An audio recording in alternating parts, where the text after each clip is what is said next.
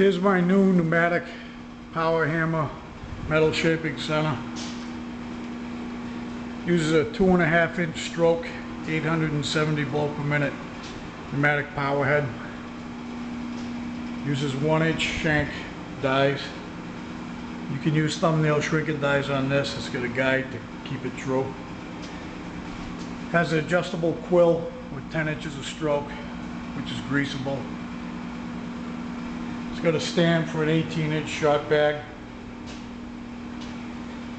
Has a T-dolly anvil, also has a 1 inch shank. All the anvils are hardened.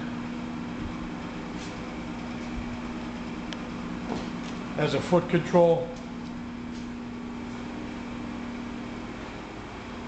It's ready to run. All you have to do is plug in an air hose.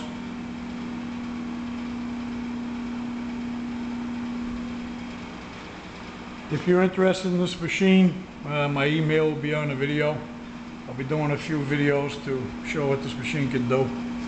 It's got a lot of power. You can do some light forging with this.